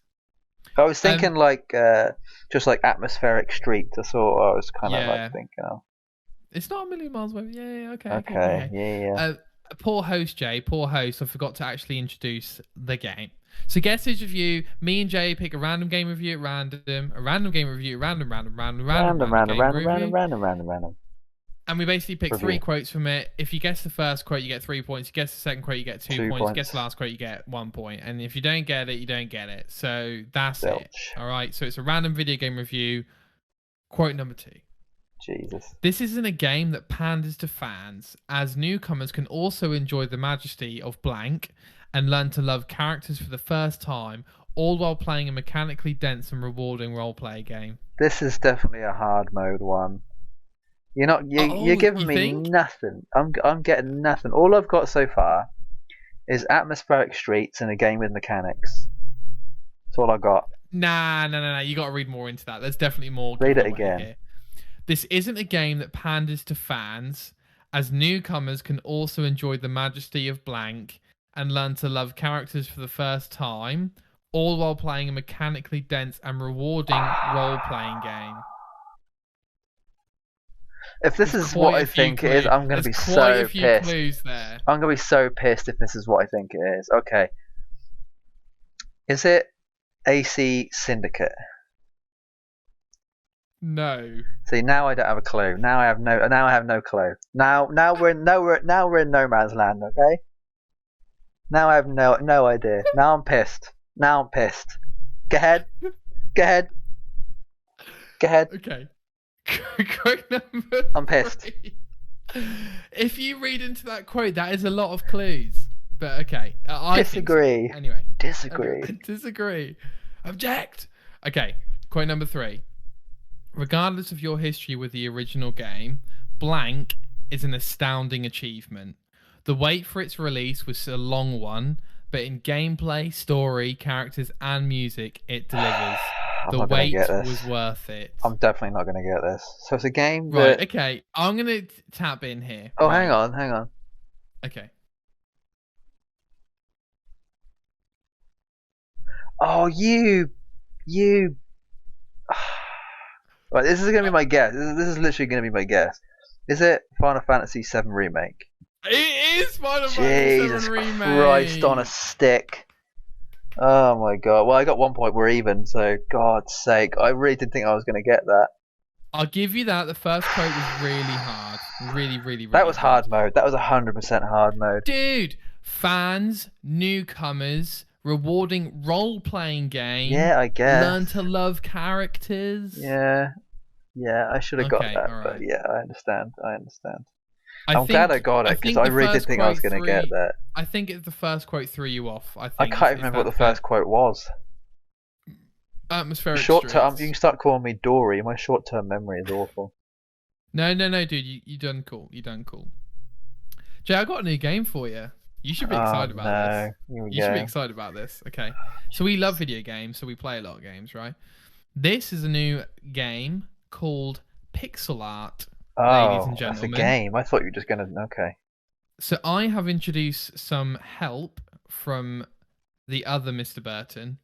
Oh, God. And he has helped me pixelate some cover art. Oh, wow. Of some games. This is like Guess That Pokemon, but with pixel instead of just a silhouette. Right. We innovate on this show, Jay. We innovate. Innovation. So I've got 3 for you. Now, this is a trial. I'm glad it doesn't say what it is at the top. What can you see, Jay? I can see where it says Pixel Game 1 hard.jpg.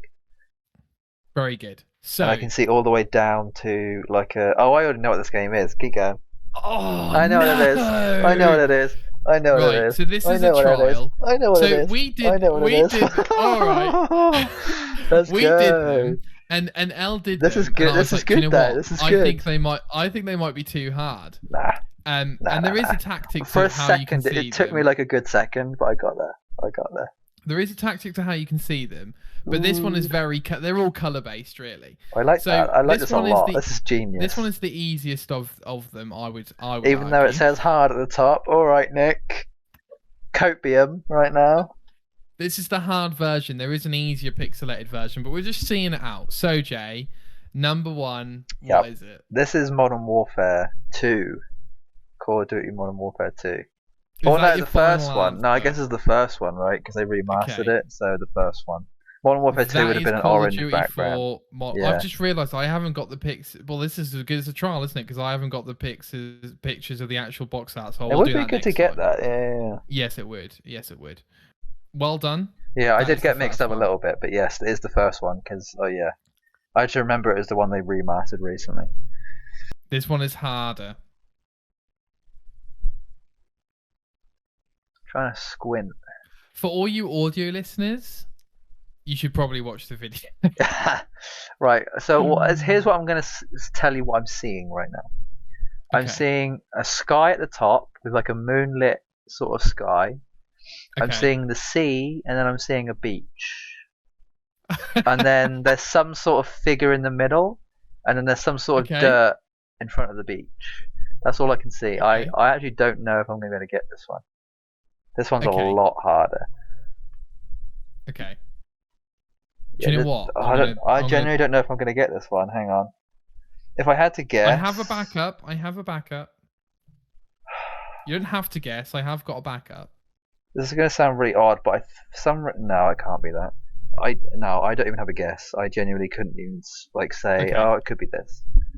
Bear with me 2 seconds, Jay. I'm going to sort out this stream before we move on. Because this is not working out. Right. Okay. I think this should be better. Oh, get rid of them. Ah, doesn't matter.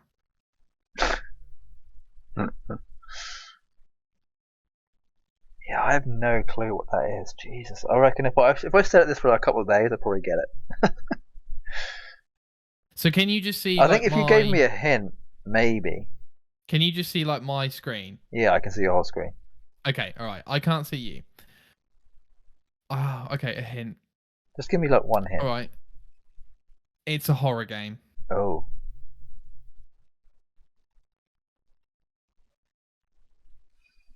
Oh, I know what it is. I can see it now. Resident Evil 2. Resident Evil 2. I can't remember what the subtitle is. Oh, I'm just saying, is it the remake?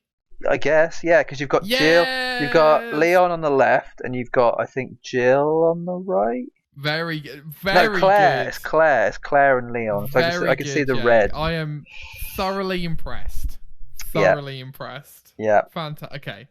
It's weird that the second you say it, I'm like, yeah. Like the second you said horror, I was like, oh, I know what it is. Oh, dude. I'm glad I got the hint because that was actually handy. I'll balance my clues, but I thought it was a fair clue, to be fair. No, that was actually really good. That could have. Like, first, I thought Evil Within, but then I thought it's not a white background, so it can't be. True. All right, number 3, Jay. What are you seeing for the audio listeners? Okay, Jay? So what I'm seeing, this is what. Okay, I'm almost seeing like a knight in armor on the right. But he's standing in like a gallery, and he's got like a shield that's like square that he's holding in front of him. That's kind of what I'm seeing. I don't know. I want you to hint on this one.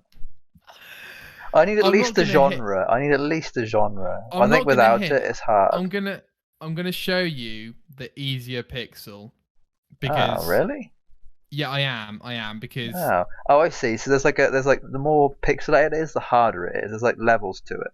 Yeah. Okay. Yeah, but I have a feeling you're gonna get it straight away. Damn if I show it. you. Do you know what? Actually, I know you're gonna get it straight away because you've already gotten the other two, which I thought were hard. So Okay. I'll give you a clue. Just give me. Let me get it from the hard one, and then show me the easy one. There we go. Let's try. Okay. Wait. So stay on this. Now one. I can't see. Well, you can't see the. Hang on. There we go. Right. Okay. Yeah. Give me the genre or the hint or something. Oh wow! I have to be very careful here. Just give me the genre first, then give me another hint, and then see what we can do. See how far it takes me to get there. Do you not know the genre? Yeah, I know. Genre. I know a lot of things about this game, Jack. I'm just trying to pick the right hint that's not going to give it away, because most hints is going to give it. JRPG. All right, I'll First give you the person genre. shooter. Like, what is it? Action adventure. I don't know if that makes it easier. Okay, if I had to take a stab, yeah, I'd probably say Ratchet and Clank. But I don't think that's correct. Just because I'm seeing a lot of grey. It's just because I know what it is. That's all. I know, it's annoying as hell. Right, I will show you the easier pixel. Please do. Okay. Are you telling me that the one I had was easier? No. This is the easy one. Oh God. So tell people what you think it looks like now.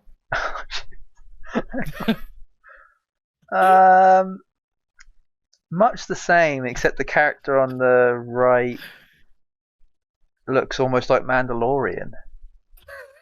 I see it, the Boba Fett. Yeah, it kind of looks like a Boba Fett right. look. Okay, I'll give you a clue, Jay. I know I'm like Focus really close. on the white in the middle. Oh, God damn it. Focus on the white in the middle.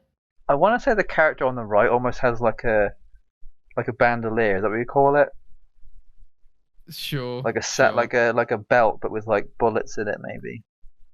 I want you to get this because we've gone so far in now. I know. I honestly don't think I'm going to get it. I need more hints. Images. Forget the outer images. What you want to be looking for is what does the top middle thing look like? Like a head. Right, okay. Now look at the white right. Oh god, I've just given it away. The white space in the middle. I didn't hear what you said. I heard you say white writing. The white space in the middle.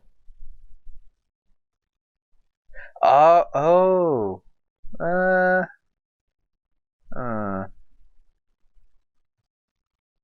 so want you to get this. Is it? Oh, I have it. Oh, he's got it! He's got it! Is it is it GTA 5? It's GTA 4. 4, okay. So I know it was one of the GTAs. That's Nikolai's head. I can see it. Now I see it. He's got it. He's got it. Jesus Christ. Okay. He's got it. Yeah. Do you know what? That was good. I can see it now. Yeah, it's GTA 4, mate. Christ. Yeah. That was difficult. The head's in the top middle, and then you've got all the other little pictures around the outside. Yeah, I should have got that. Honestly, I should have got that. Very good. But I didn't realize it was writing. I didn't think. I was just like convinced it was some sort of object. I didn't think it was writing. That's probably why. I was whenever I think of box art, I very rarely think of writing as well. So. I think you enjoyed that a bit. That was annoyingly good. I'm very impressed. I'm always impressed by everything. So. Cool. All right, Joe, we got to the end of the show, basically. Good. I thought it was a good, fairly good podcast. Mm-hmm. Quick announcement from us. Next week's, we've decided that we aren't going to do a full-on TGO show and specials at the same time because it's going to be either or, right? It's going to be either or. Yeah. So next week will be the highly anticipated Assassin's Creed Valhalla special. Sweet. Which me and Jay are very excited about. Yeah. I'm actually more curious just to know more of your opinions on stuff, honestly, and vice versa, I guess, for you. I just kind of want to. Yeah, I was gonna say I want to like a tennis match this thing and just bounce it back, you know. We have discussed it, but I'm not sure we actually have been Probably not to the extent of what we did with Odyssey one, you know. Yeah, 100%. Okay. Jay, you had a quote to finish out the show with. Would you like to read it, or would you like me to read it? Yeah, you can read it. I can't bring it up. So. Okay. I'm actually curious to see how you say it. So. Okay, so this is from Ozob or Uzub. Oh, Ozob, yeah. 2077. Ozob. Hey, you get used to it. I just gotta be careful not to pull the pin when I pick my nose. Yeah. So this is in reference to there's a character in Cyberpunk. It doesn't give him too much away because it's just like a random character you come across. But he's I think he was actually based off of a Brazilian person in real life. I think he might have been voiced by him or something. I don't know. It's like a clown from Brazil or something. And he has a grenade, like a very bright red grenade nose that got I don't know. He tells a story in the game, but I can't remember how.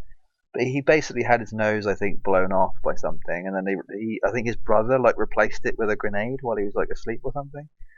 So but the thing is, it's a live grenade, so he's got a live grenade in his face. Well, that's what he says. He could be joking about it, about the pulling the pin. But he makes a joke of whenever he picks his nose, he's got to be careful not to pull the pin so his face, his head doesn't explode. I just thought that was really ridiculous and funny, so I thought I'd mention it. Yeah. Dude, that's way funny now. You're giving the. But there is, I think there's 2 or 3, maybe 2 side missions with him involved. So yeah, it's quite interesting. Awesome, he sticks around. He's quite an interesting character. That's awesome. So, yeah. Thank you very much, Jay, for coming to the podcast. Appreciate your time as always and opinions. Thank you to all the listeners for listening. It's very much appreciated. And you can take this as the official goodbye end of the show following close feedback. I've been slightly average. Jay's been the Goldilocks Gamer. I certainly have. And we will see you next week with all things Valhalla. DLC included. Yes. DLC included. Spoilers. Massive Goodbye, everyone. Bye-bye.